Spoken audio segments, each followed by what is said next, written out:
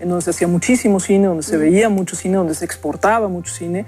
Llegó a ser el segundo ingresor de divisas para el país, ¿no? En algún momento solo detrás del petróleo. Es decir, venimos de ahí, porque uno diría, bueno, si siempre hemos tenido esta situación tan lamentable, bueno, nos seguimos lamentando, ¿no? Es el elefante en el cuarto, ¿no? El asunto de la época de oro del cine mexicano, que por un lado, y no sé ustedes qué opinarán, creo que es una sombra que pesa mucho sobre los directores, sobre los productores, sobre el público ahorita, porque siempre pareciera que hay que llegar a eso, siendo que es un cine que respondía a un contexto, a un sistema de producción que además, bueno, estaba totalmente apoyado, bueno, no totalmente apoyado, pero sí muy apoyado por dinero norteamericano, coincidía con los años de la guerra, en el cual entonces Estados Unidos producía películas que tenían que ver con el tema de la guerra y no eran muy consumidas en México, y por lo tanto, como además México era la entrada de Estados Unidos a Latinoamérica, importaba apoyar al cine mexicano. Había dinero para hacerlo, pero también había público que lo veía. Es decir, es muy difícil de enmarcar los años del cine mexicano, no, porque cada quien lo acomoda como quiere, ¿no? Claro, hay quien dice acomoda, literalmente. Exacto, sí. Emilio García Herrera decía eso, ¿no? Que hay quien que es más bien un periodo que tiene que ver con la nostalgia que con fechas concretas, ¿no? Pero bueno, muchos lo ponen como el año de inicio, cuando allá en el Rancho Grande gana un festival fuera. Otra vez ya la historia de los festivales, que solamente si alguna película gana un festival fuera la vemos aquí, y que termina con la muerte de Pedro Infante. Esos a veces son como los dos parámetros. Y bueno, era un cine que abordaba géneros muy concretos, que idealizaba a sus personajes, que retrataba un México que además fue un México construido. El cine de la época de oro, el cine mexicano, estaba basado en construcciones estéticas, no necesariamente reflejaba la vida y los problemas cotidianos.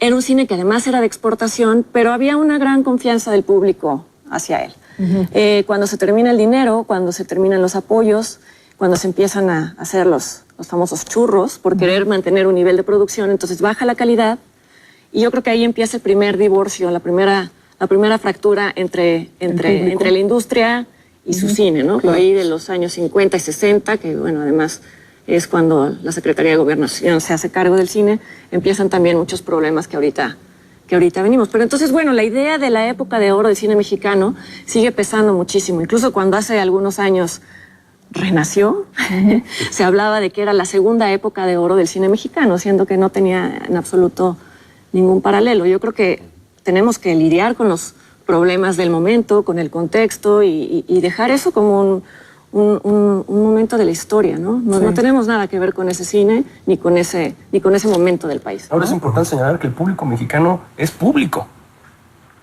Somos un pueblo que nos gusta que nos cuenten historias, ¿eh? Sí, claro. Tenemos muchísimos teatros bellísimos, cines a granel, pero efectivamente ya a las zonas rurales no les llegará el cine jamás, ya, ¿no? O sea, el cine mexicano ahora está contemplado para clase media, media alta. Y ya toda la demás gente, pues evidentemente, si no puede comprar un boleto de 50 pesos, pues compra una película pirata por 10 pesos. Pero es importantísimo lo que está diciendo Bruno. Por supuesto, nos encanta que nos cuenten historias, que se nos olvida a veces, porque nos encanta que nos cuenten historias. Y te diría, Fernanda, también para terminar, ¿tú qué crees que hay que hacer en esto también? En el contar historias, en cómo la estamos contando, a quién, bajo qué circunstancias. Hacen falta tal vez guionistas, hacen falta tal vez... pero, ¿sabes qué? La verdad yo creo que el futuro del cine mexicano, si es que queremos que haya futuro, tiene que ver más bien con el lado de quienes facilitan que exista. Que necesita haber un mínimo margen de subsistencia, de lo que sea, porque por más que haya películas que tal vez se hablen más a sí mismas, que tal vez no hayan encontrado a su público, yo creo que la oferta de cine mexicano, la poca que llegamos a ver, es muy buena. Yo creo que hay buenos directores, yo creo que hay buenas historias.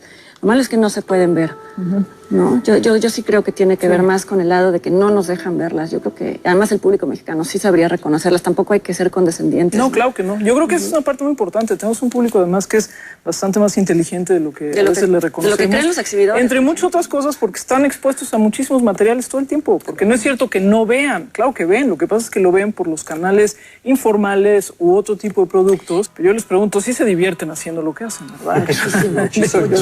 espero que... Sí, muchísimo. Yo espero que sí, porque yo creo que este es un punto importante, ¿no? Es decir, esto es algo que vale la pena. No solo es constructor de identidades, que lo es, pero también es una pasión, es una forma también nosotros de proyectarnos, ¿no? Proyectarnos con un público. Yo creo que ese es un dato Con lo que importante. dijimos hoy, si todavía estamos metidos en esto es por algo. Y es que realmente amamos el cine. Todos nosotros que estamos metidos, claramente no lo hacemos por dinero. Lo hacemos por otras razones, porque hay gente que quiere contar historias, porque sentimos que hay cosas que hay que estar enseñando. Amamos todos el cine y de hecho hay muchísima gente que se une a nosotros cada vez, ¿no? Cada vez hay más escuelas de cine, cada vez hay más chicos que están estudiando y que quieren estar haciendo cine y ser actores y ser directores y guionistas, que es un tema, claro, muy importante.